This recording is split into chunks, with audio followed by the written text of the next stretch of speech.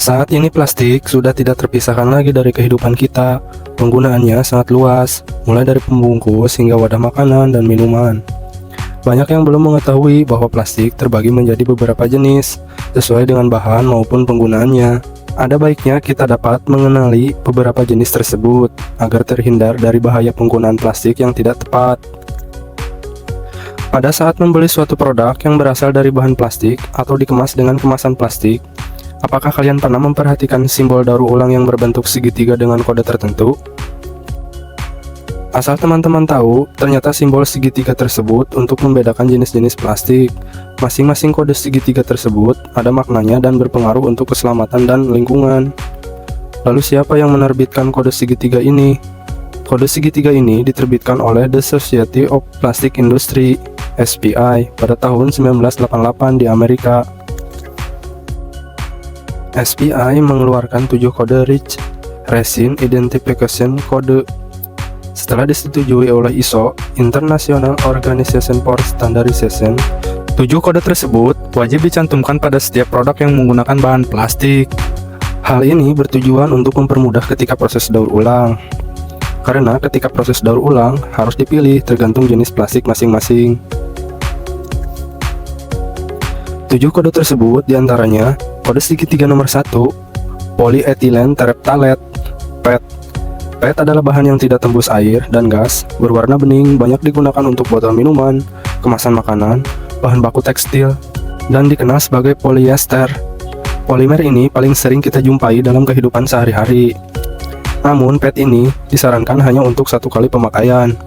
Bila digunakan berulang-ulang, apalagi terpapar air panas, akan menyebabkan lapisan polimer mengeluarkan zat karsinogenik yang dapat mengakibatkan iritasi kulit dan gangguan pernapasan. Kode segitiga nomor 2, High Density Polyethylene (HDPE), mempunyai kerapatan molekul yang sangat tinggi, sehingga memiliki ketahanan terhadap pelarut dan suhu tinggi, termasuk jenis polimer yang cukup aman untuk digunakan, karena dapat menahan reaksi kimia. Biasanya digunakan untuk kemasan bahan kimia rumah tangga seperti deterjen, pemutih, dan kosmetik.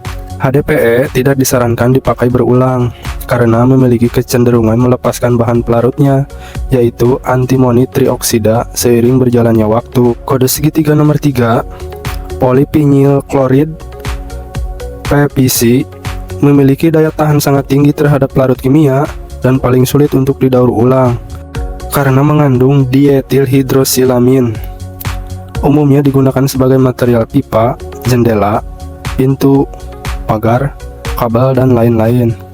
Namun jika teman-teman menemui makanan atau minuman yang dikemas oleh material ini, sebaiknya hindari untuk mengkonsumsinya, karena efek lamanya akan mengakibatkan kerusakan hati dan ginjal. Kode segitiga nomor 4, Low Density Polyethylene (LDPE), memiliki sifat mekanik tembus pandang, kuat, fleksibel, dan memiliki daya tahan yang baik terhadap larut kimia. Karena memiliki sifat yang tadi, polimer LDPE termasuk aman untuk digunakan sebagai wadah makanan atau pembungkus makanan. Makanya kita bisa lihat di supermarket maupun di warung-warung, banyak produk makanan yang dikemas menggunakan bahan ini.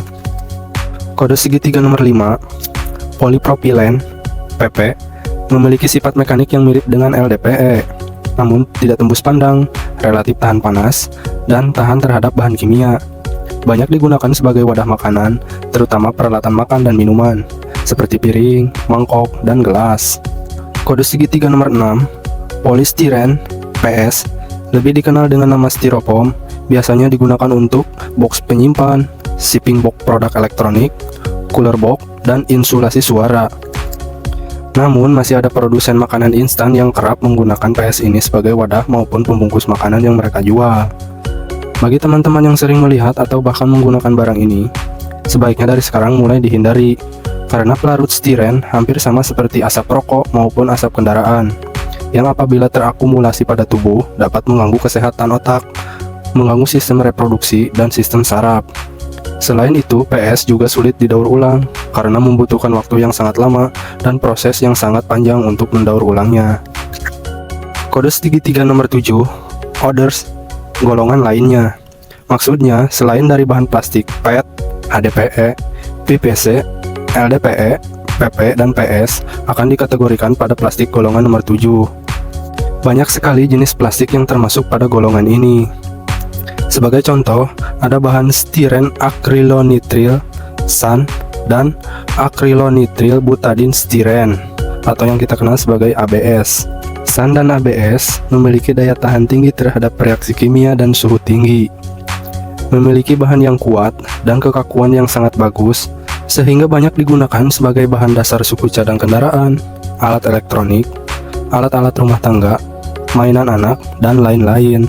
Karena dua polimer ini maupun golongan nomor 7 lainnya ada banyak sekali yang aman untuk digunakan sebagai barang manufaktur industri. Cukup sampai di sini pembahasan kita kali ini. Bagi teman-teman yang masih kurang paham atau bahkan yang ingin menambahkan sedikit wawasannya, silahkan tinggalkan jejak di kolom komentar. Sekian dan terima kasih.